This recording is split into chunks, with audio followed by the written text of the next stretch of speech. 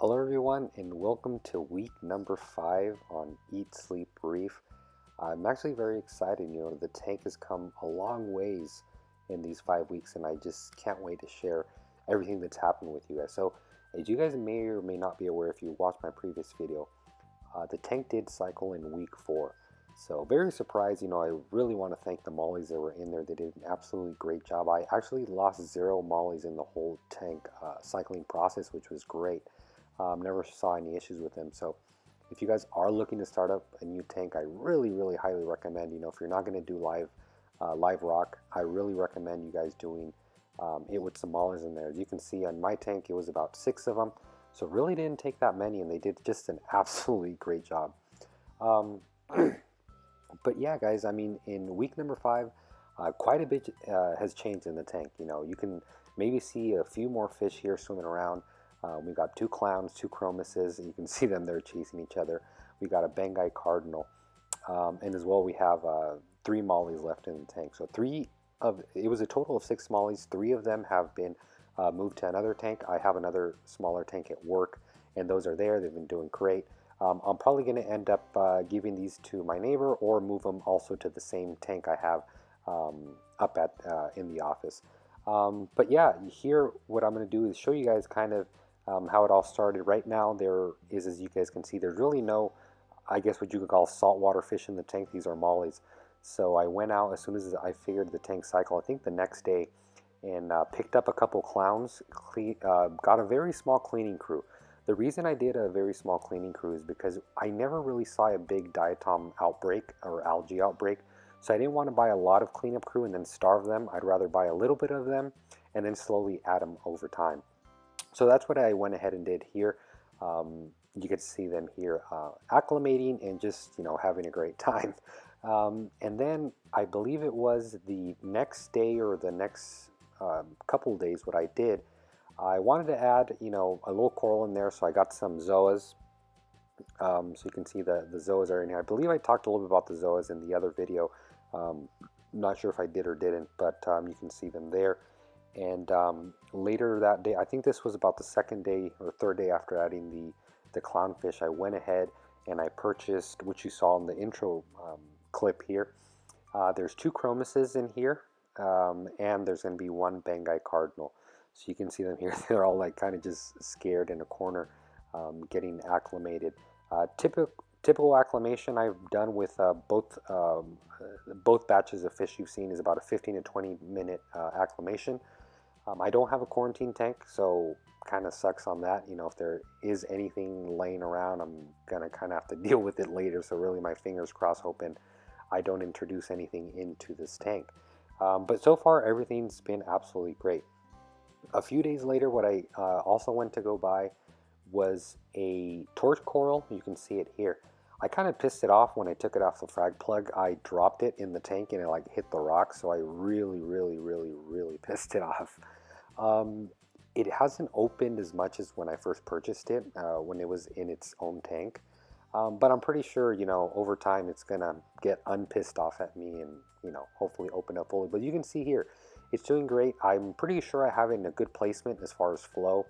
I do know, these critters are some like more flow than others, but typically they like kind of high flow. So I've been very happy here with it on the left side of the tank, and if it doesn't like it, I'll end up moving it later down the road. So another thing I do want to mention, and a lot of you guys may be watching this video, especially you experienced guys, and you may be saying, wow, this guy's really adding quite a bit of fish. Another thing I want to mention, yeah, I've added quite a bit of fish, but I haven't really affected the bioload, and let me explain why. As I'm adding all these fish, I'm also removing the previous fish that were used in there to cycle. So it's not like I have 6 mollies plus these fish. The first day I added the cleanup crew and the clowns, I removed, I think, 2 of my mollies, 2 or 3 of them, so to kind of stabilize the what do you call it, the biochemical filtration there, so I don't throw that off. And also towards the end of it, you're probably going to be seeing in the clips less mollies and less mollies in there, and that's kind of what I'm doing. Don't guess, that I'm just throwing fish in there and leaving them all in there. So I'm pretty much, what I guess you can call it, replacing the bioload. I'm really not affecting it. If anything, I'm affecting in a positive way because a lot of these saltwater fish, they eat a lot less than mollies. The mollies are absolutely crazy eaters for you guys that have owned mollies. So if anything, I'm kind of helping it in, I guess, a positive way. But so far, very happy with how the tank's looking.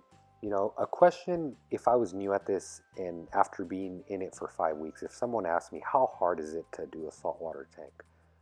I mean, I have to say my honest opinion was, or would be, it's not hard at all. I mean, yeah, there is tests and procedures that have to be taking place. You know, your basic ones, your ammonia, nitrate, nitrite, or nitrites and nitrates.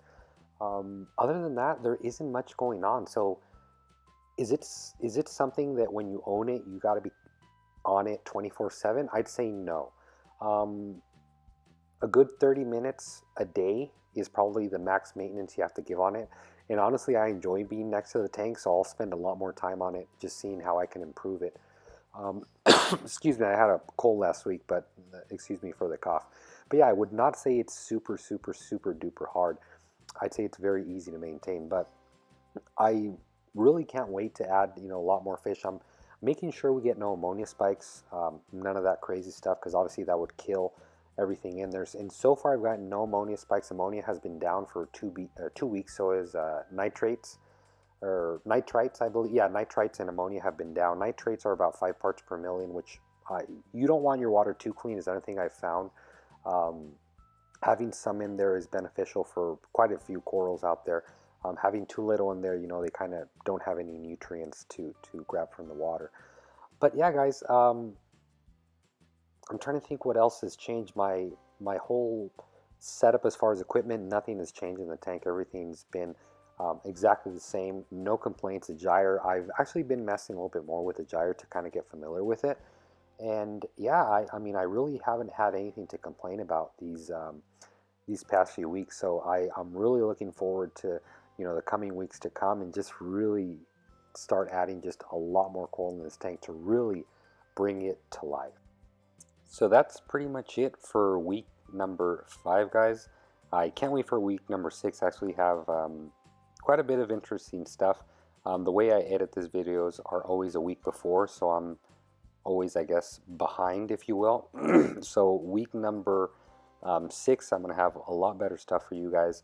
And I'm also testing a lot more now, so I'm going to be able to share a lot more knowledge and the best test kits I found, and kind of start really getting this YouTube channel going, and really start catering to more of you non-beginners out there, because I'm starting to feel more comfortable with the equipment and the terminology and everything. So as always, guys, be sure to like, comment, and subscribe to my YouTube channel. You guys have no idea how much it helps me.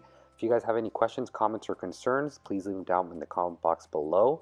As always, guys, thanks for watching. Hope to see you next time.